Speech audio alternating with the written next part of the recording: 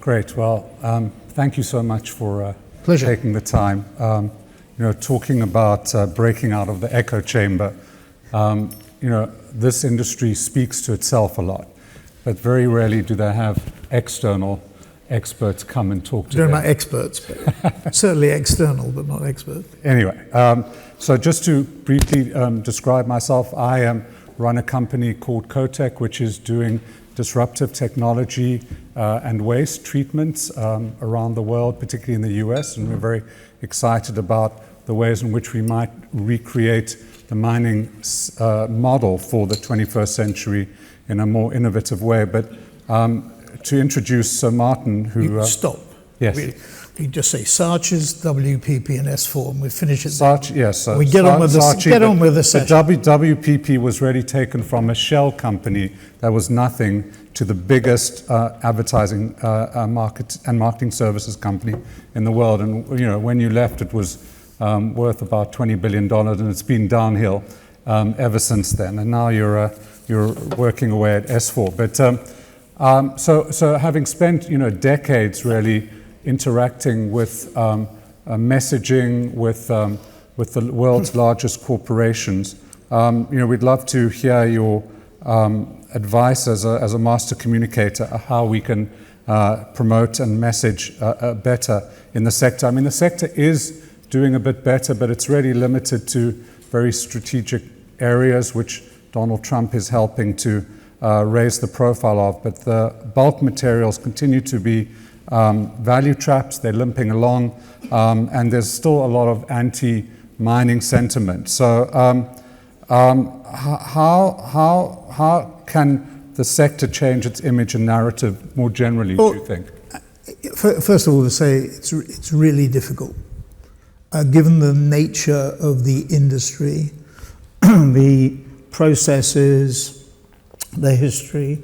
But I think at the end of the day, it really starts with the people who lead these companies. And broadly, there are sort of two groups. And I think in the mining industry and the minerals industry, it's probably these two groups are represented most sharply.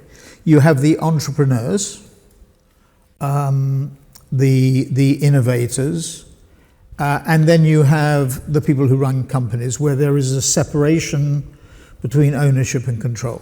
So broadly, you have initiators and innovators and entrepreneurs in one sort of group bucket, and you have people who run large companies in the other bucket. And the fundamental issue, and I go back to, and it's in a way a strange example, I go back to John Brown, who went to the wrong business school. He went to Stanford Business School. But he in, I think, 1997, at the graduation ceremony at Stanford, he made the speech. And he said that, something then which is really very, very simple. People criticize Milton Friedman for saying that the objective of the firm, of the company, is to maximize profits. And what John did was he inserted one hyphenated word into the role of BP. And of course, what happened to BP afterwards is probably an example of what he himself was talking about. But he said the role of the firm is to maximize long-term profitability.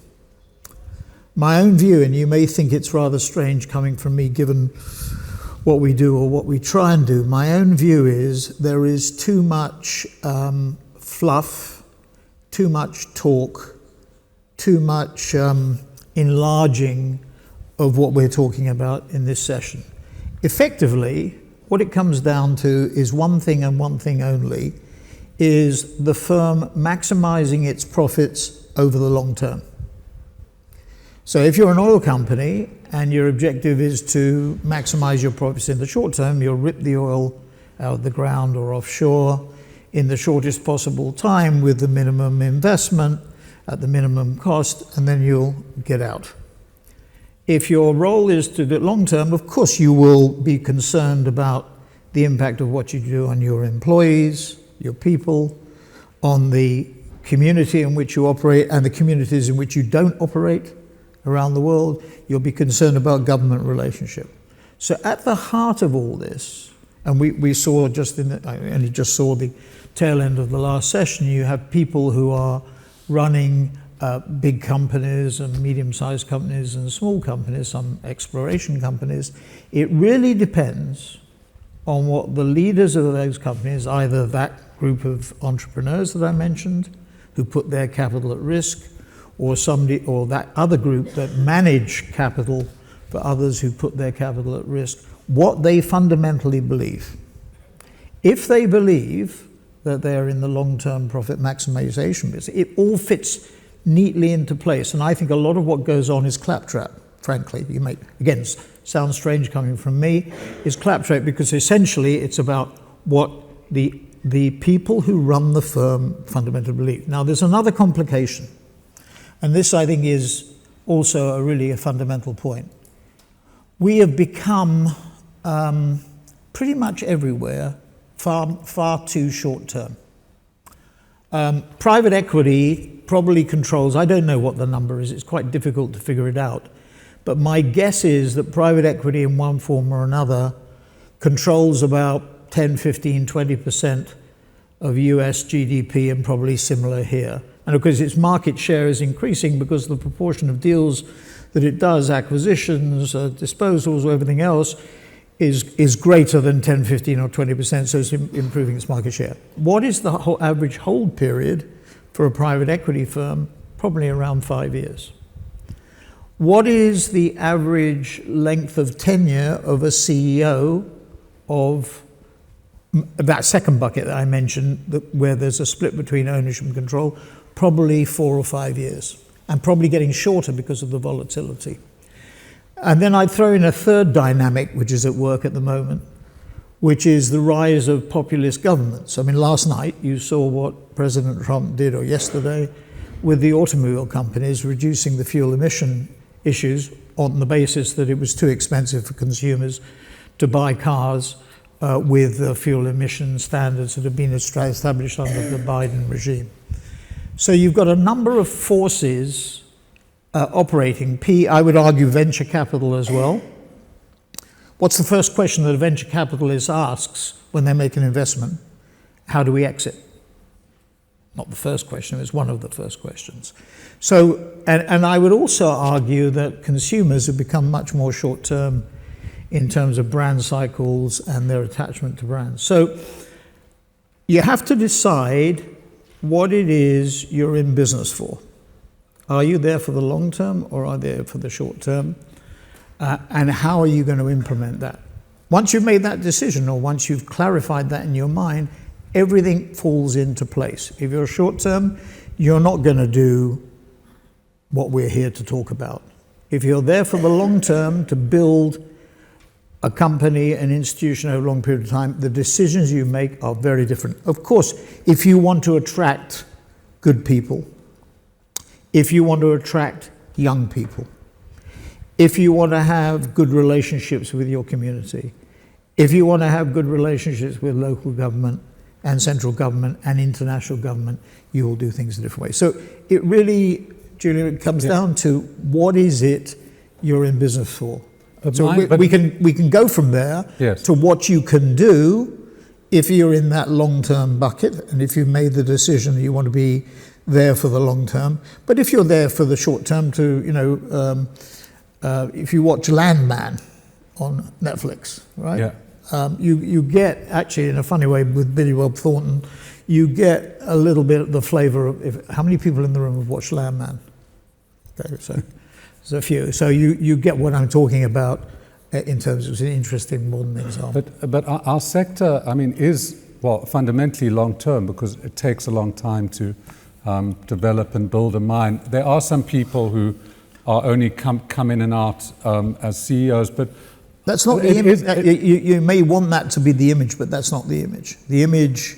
Well, the image is more raping and pillaging. Yes. Well, I don't know about raping and pillaging, but certainly the image is a little bit different to the one you paint. The image you want to paint, maybe for yourself and for others, that are probably more long-term, but there is this short-term phenomenon. Once you accept that, then we can now get into what you have to do, which is the other fundamental is I don't think people in the mining industry really believe in marketing or branding. Yeah, well, I think that they don't spend a lot of money, and they think that if they spend a lot of money, it's a waste of money. Yes, because the businesses are profitable, but their rating is shocking in general compared to many other sectors, and it's hard to get re-rated through marketing, which I think is going to be a potential opportunity for you. Well, there are a lot of people arguing now, going to that Trump example from yesterday,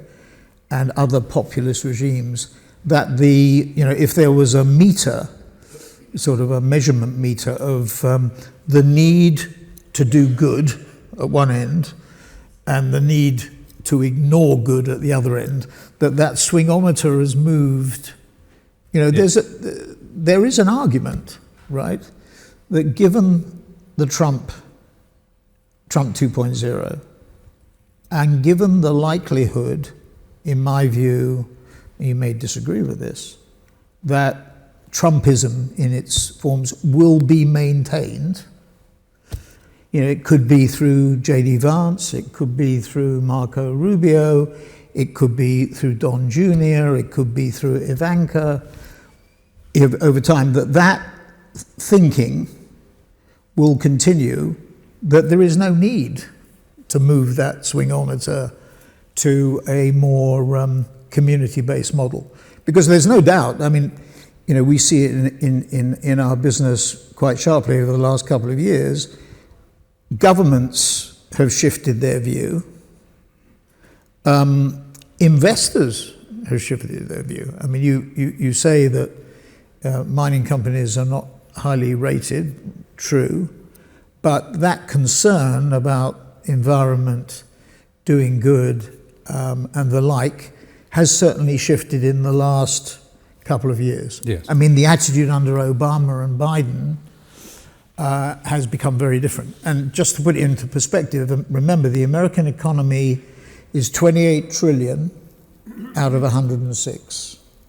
And let's put China, China is an interesting example. China gets a lot of black marks environmentally, but actually if you look at what they're doing in terms of creating a green economy, particularly in the area, for example, of electric vehicles, it's very considerable.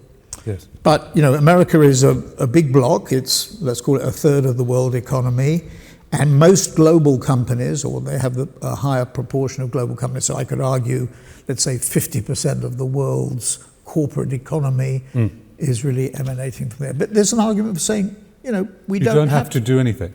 Well, not it's coming anything, towards but you have to. It's coming towards you. But you're not the sort of person who doesn't do anything. No. So you can still do stuff which is like apple pie to improve your prospects. Yeah. No, so look, we've taken the view at S4. We're a B Corp, which means one of the things that we couldn't. Not more than 5% of our revenues can come from fossil fuel mining companies. Says B Corp registration. Which is American or English? It's in multinational. Okay. And the reason that we have B Corp status is, our average age of our people, we have 6,500 people. The average age is around, in 34 countries. Average age is probably about 28, 29, 30. We know that being a good corporate citizen, however you describe that, resonates very strongly with those people. And that if we don't exhibit those characteristics, we will not get as good a people. I think so. We're in it for the long term, going back to the fundamental point. Yes. And we believe attracting bright young people with the values that we think we have is really important, and B Corp status is really important from that point of view. Now, if I was running, Bill mentioned Alcoa, and I was on the board when Klaus Kleinfeld was the CEO there. Yeah. Good example of that. You look at what Alcoa went through before it was split, and some of the challenges it had to deal with, environmental, etc., very fundamental. So we've taken the view that we want in the long term to be good corporate citizens, forget the best people, to have the best relationships with central governments, local governments, the environments in which and so we don't do tobacco. Okay? Fossil fuel, we don't do. Okay? So we've had to take a view on that, and we've established our own approach. Now, let me just. So how do we change that? Well, let me just give you a concrete case study. Goldman Sachs. When I was at WPP, we worked for Lloyd Blankfein was the CEO then, and you may remember that Goldman Sachs went through a period of. You remember it was on the front page of Rolling Stone as the Vampire Squid Corporation. Yeah. Remember that? You remember that when Lloyd was interviewed for a cover story in the Sunday Times, UK Sunday Times, was it? I think it was the UK Sunday Times. And as the reporter had done his in-depth, I think been in there for a week, as he was leaving the offices, he saw Lloyd as he was walking out of the offices and waved at him, and Lloyd waved back and said, "Just doing God's work." For those of you who know Lloyd, that's a typical, he's very strong CEO, very accomplished, with a fairly sharp wit. That was the cover, that was the headline for the cover story. Lloyd didn't. I don't think Lloyd believed in advertising. Certainly gave us that impression. And what we did was we sat down with them and we said, "Look, Goldman does. People don't know the good work, in inverted commas, that Goldman does. And our business is about storytelling. It's about picking out examples of where you do interact well with employees, with the communities, with government, with multinational government, etc." And what we did was we started to build a series of case studies where Goldman had major impact on its people. For example, I think the 10,000 Women program that Dina Powell and others developed at Goldman. The fundings that they've done, the financings that they've done, equity, loan, bond, whatever, for community projects, government projects, and we built a whole raft of case studies. The interesting thing about communication now is that with the web, with the internet, with those 6 big platforms, just remember that you can communicate with most of the world's population on a B2C basis, business to consumer basis, or business to business basis, or business to government basis on 6 platforms. The ad revenue business is $1 trillion business, 700 billion is digital. And of that trillion, or of that 700 billion, Google is 250, Meta is 150, Amazon is 60, TikTok outside China is 40. So 4 platforms constitute 500 billion, or half of the market, or 5/7 of the digital market. Now they have multiple platforms, Instagram, etc., in them, but you can communicate with all those communities I mentioned very cheaply and very effectively and individually online at very low cost. So taking that Goldman example, it didn't cost a lot of money. It wasn't a multi-million advertising campaign on television. You would say the sector should invest more in doing those sorts of messaging and stories. But Goldman Sachs didn't have to deal with, I don't know, as I said, Avatar and Star Wars, where they portrayed the investment bank true, they didn't have to deal with it with those blockbuster movies, but they had to deal with it with Rolling Stone, and they had to deal with media that were antipathetic, to put it mildly, with the investment banking industry. You see it a bit with the consulting industry, with accountants, etc. If you look at those trust barometers you get every year, the people at the bottom tend to be in the categories that we're talking about, rather than the people that are trusted. So I think, look, at the end of the day, it comes down to the leaders of the business, what they are in business for. That's the fundamental issue. Philosophically, do they think it is right or wrong to do what we're talking about. Once you've made that call, I'm not saying that those people who are short-term, are disreputable and should be thrown away. I'm just saying it's a matter of choice. Yes. What are you there for? I do think there is a tendency in society now to go towards the short term, and I don't like that. My dad said to me, find an industry you enjoy, find a company in it, build a career with that company over a long period of time. So I'm antipathetic towards people who are short-term in view. I think building long-term businesses is really important. If that's what you're trying to do, then you have to devote a significant amount of time and effort and resources to building that brand, building the company, building an appreciation of what you do in all those communities I mentioned. Because it's difficult for mining companies to build brands, because it's the end product is commoditized. So, are there tips that you would give in terms of imaging or messaging? How do you take the relevance? We've seen in the sort of US-China trade negotiations, obviously minerals and mining become an extremely big element of that, or important element of that. Yeah.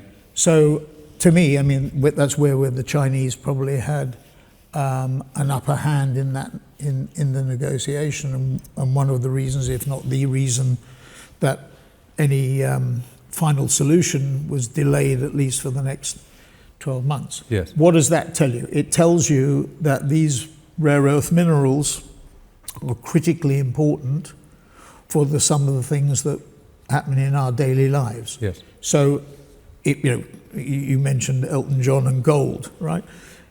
Trying to point out the importance of minerals, what they do, where they do it, how they do it, telling stories about the importance of these minerals and the importance of extraction of them for daily life, for health, for well-being, for wellness, for activity is critically important. So building the stories is really, really important. And do you think wellness resonates more? There are lots of medical applications for commodities. Hugely important. And if you look at the growth of AI and quantum that's coming down the track, which is even bigger in terms of impact than AI, understanding the importance of wellness, understanding how it impacts our daily life is critically important.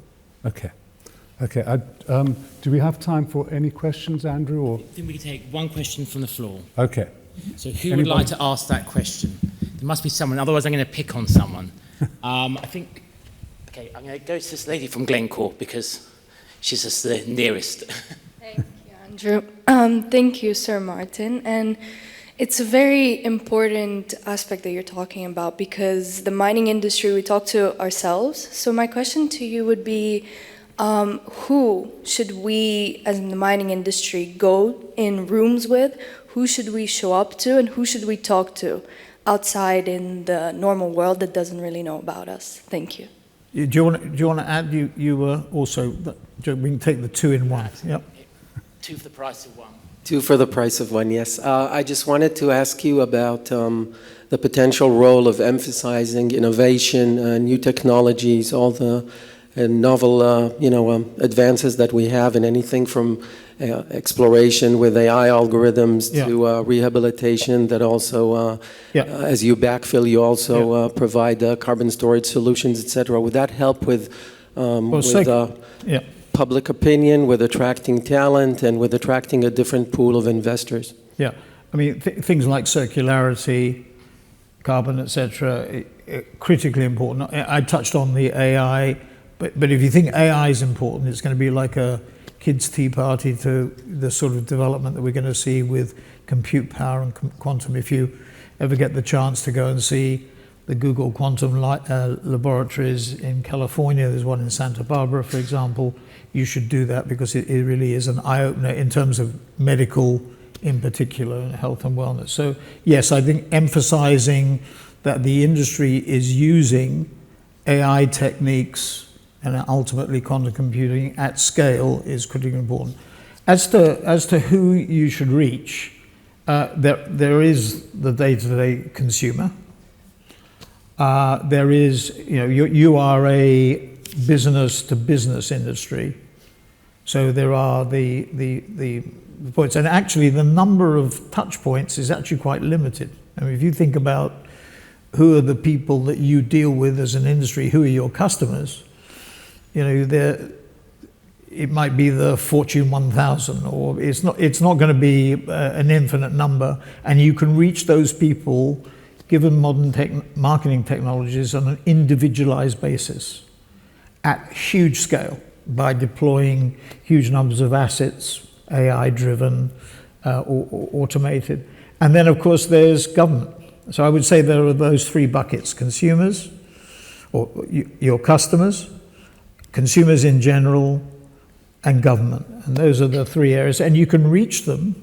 And then there are channels of communication, could be visual, could be sound, could be written, that you can reach them on a highly select and highly targeted basis. So you have the means to do it, and you can do it, and just to emphasize this, at very low cost. Certainly in relation to what you used to have to pay when free-to-air networks were dominant.